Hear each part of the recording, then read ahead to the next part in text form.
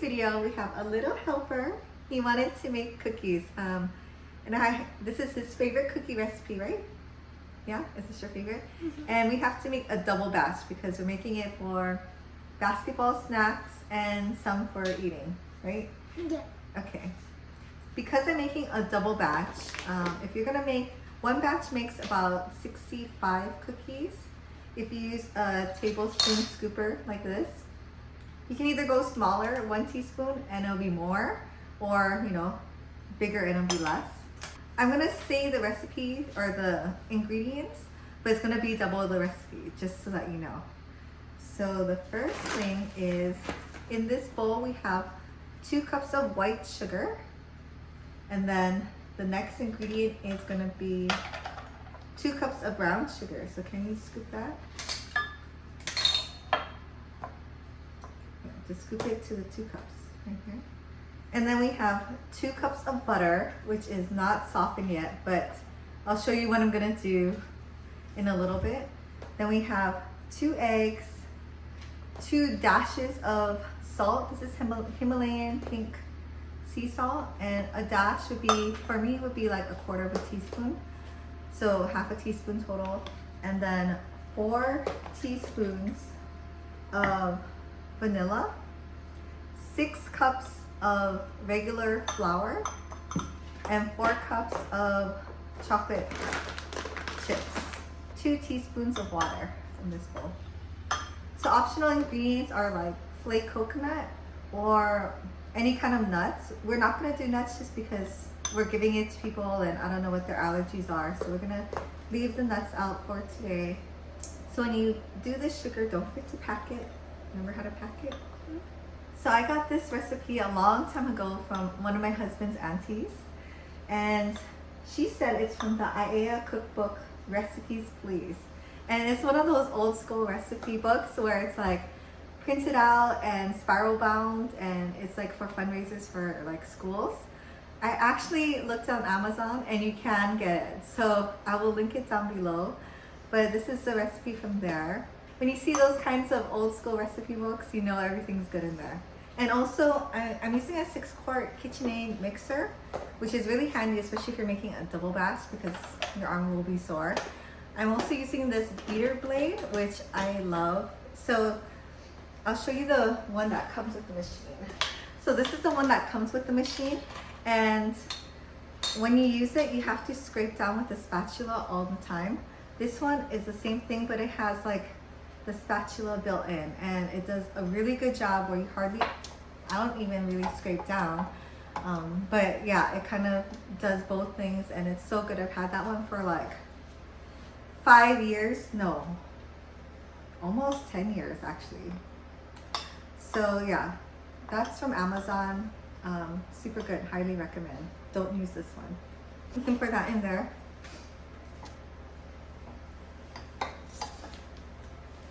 So we just learned, if you have little guys helping you and the gloves are too big, you just put like a little rubber band and it helps it not slip off for him.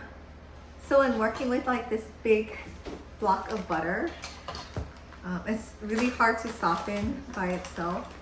You can either cut it up and just leave it and soften on the countertop, or I'm going to use the microwave just to cheat. So this is just a bench or pastry scraper. I'm going to cut the butter up into blocks.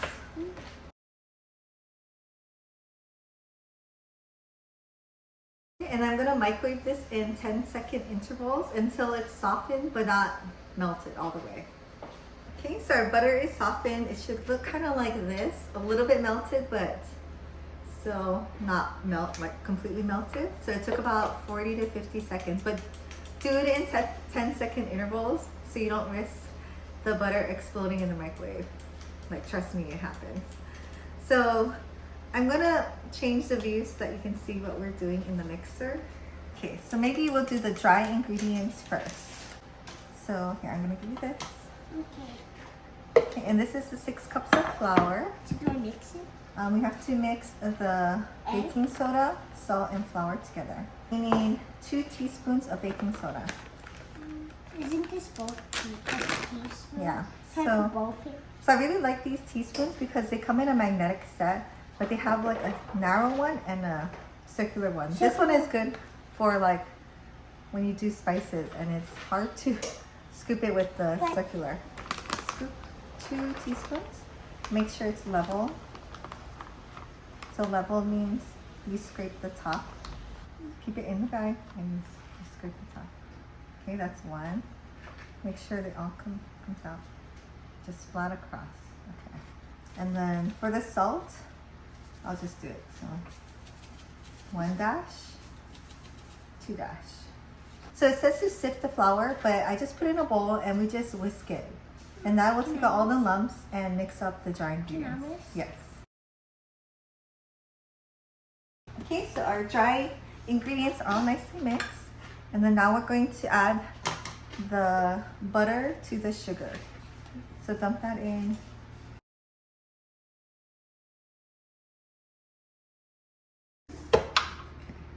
And then we're gonna turn it on and we're gonna mix it until it's light and fluffy.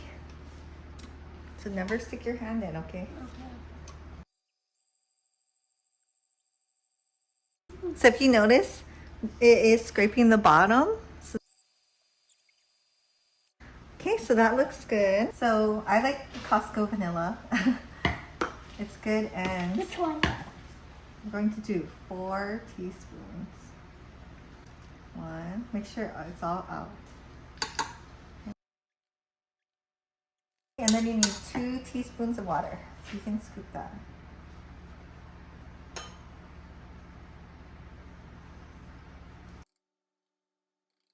Okay, and then let's mix this in.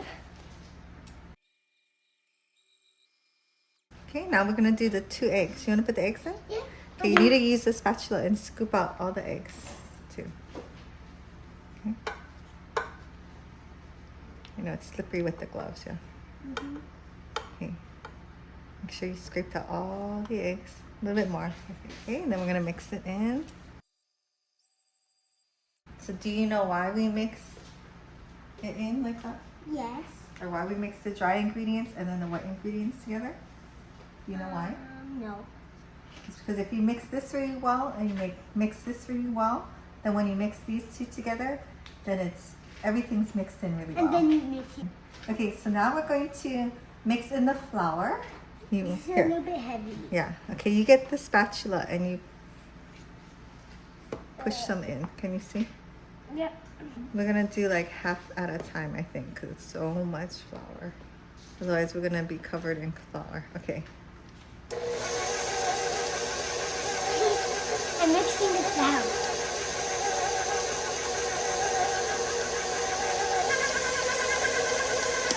Okay, now we can add more. Okay, let's try to be neat about it.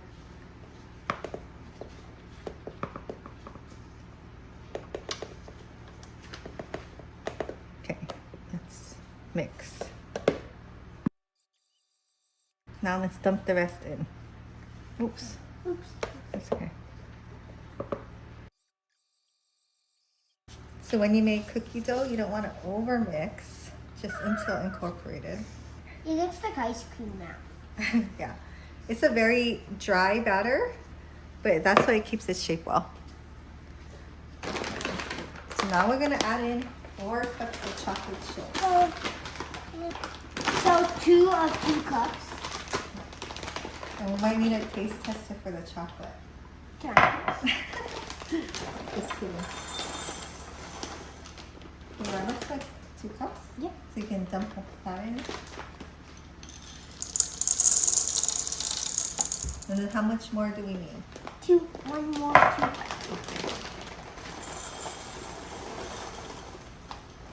Okay. Put it in on the other side. Here. Can I reach?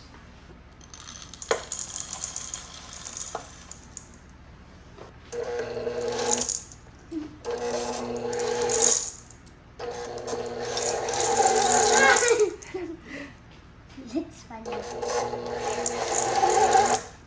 Okay. Just enough so it's folded in. Don't want to mix it too much.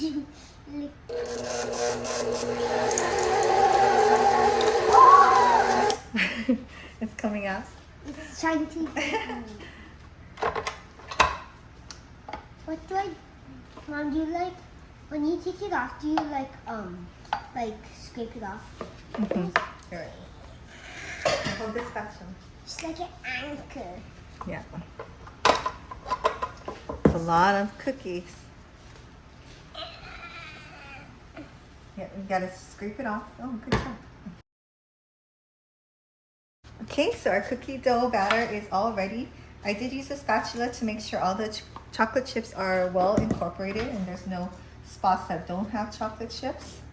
And then now we're gonna use a tablespoon ice cream scoop and we're gonna just scoop out little balls. And you wanna keep them about maybe an inch or two apart.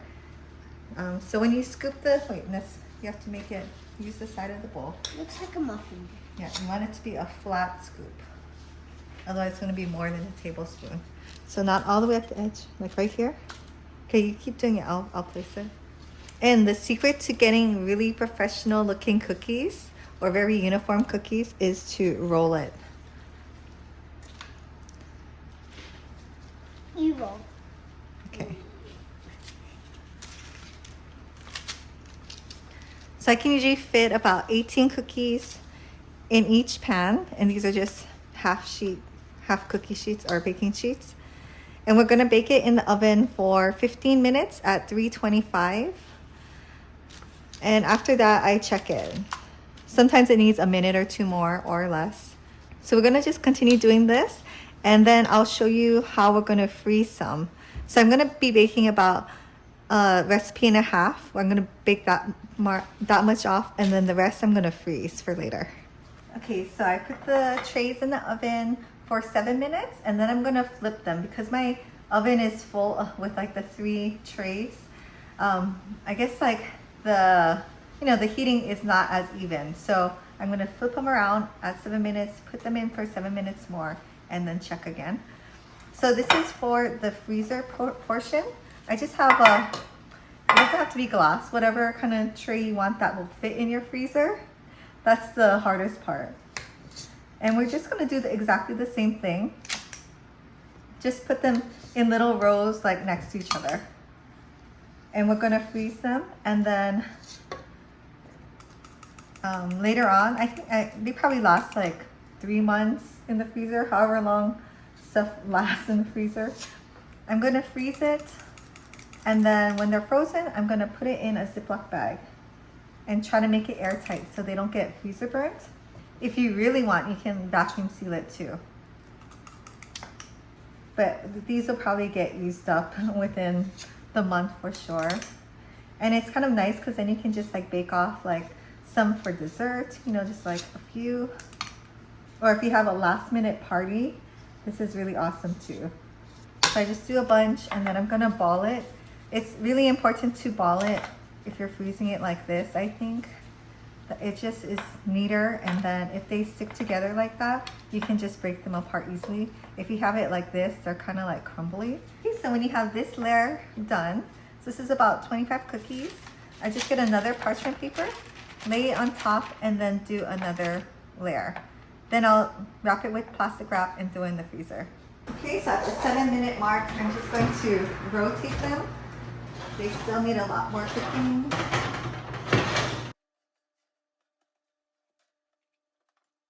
So 7 more minutes, and then I'm gonna check on them again. So here are the cookies done. You can go lighter or darker depending on you. Like these, I feel like are darker just because they're on the top row. So these are really good too. They're a little more crispy. I like the crispy on the outside, slightly soft in the middle. So that's what these are. And see, if you balled it up in your hand, then it turns out like pretty much perfectly circle. And the chocolate chips are all inside the cookie. You know how like sometimes like maybe like that one, if you just scoop it, it'll be more like that. So totally depending on your look or what you want. But yeah, I have to do another round. So I'm just gonna pull the parchment paper off and let the cookies cool on the stove on the other side and bake off another set. and I'll come back. So here are the cookies. They're pretty much cooled. So I'll just break one in half. It's pretty crispy. And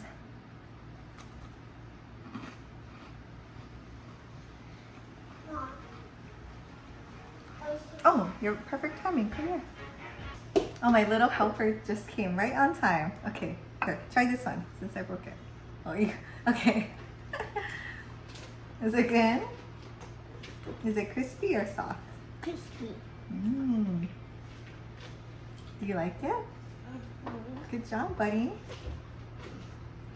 So yeah, they're really good. They're crispy on the outside, a little bit chewy on in the middle, and super yummy, yeah? So thanks for watching and say bye. Bye. Okay, so like I said, I was doing this for basketball snacks. So this is how I'm gonna package it. I have these food safe cellophane bags. These are 6 by 9.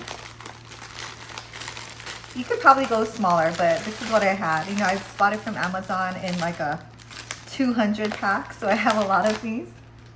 And it's just these cellophane bags. It does have its own self-closure, but this is not airtight. So I'll show you what I'm gonna do. I'm gonna put 5 cookies in here. So try not to get chocolate on the bag if you can. I did get a little bit right there, but yeah, so this is a food saver. Obviously you can use it to vacuum seal foods, whatever, but we're gonna use the sealer part. So always test your bag out beforehand. I already did this like, I don't know, 12 times yesterday. So you want it, see I have chocolate right there. You want it to not be on any food. And this is the part that heats up and seals. So just close it. I'm not gonna vacuum seal it because it's okay. We just need it to stay fresh for tomorrow. And then I'm just gonna press seal. Takes about 5 seconds. And then if you have an impulse sealer, you can go ahead and seal it. I do have one, but I have my food saver like right here. So actually that's more convenient. When you seal it, it stays fresh longer. It looks a little more professional, I guess, in my opinion.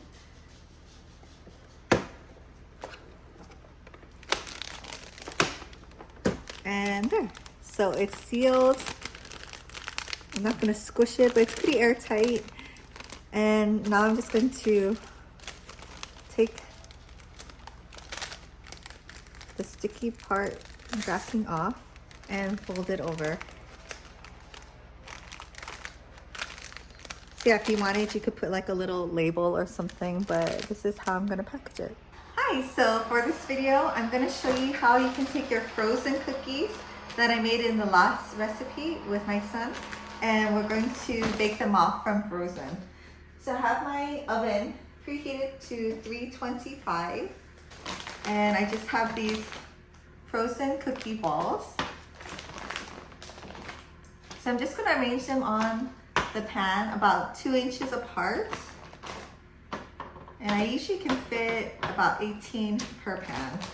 But that's why I love to have cookies frozen in the freezer.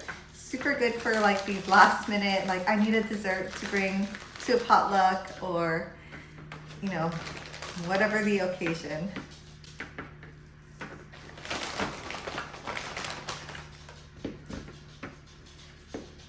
And if you roll them nicely, they don't stick together. Okay, so I'm gonna throw them in the oven.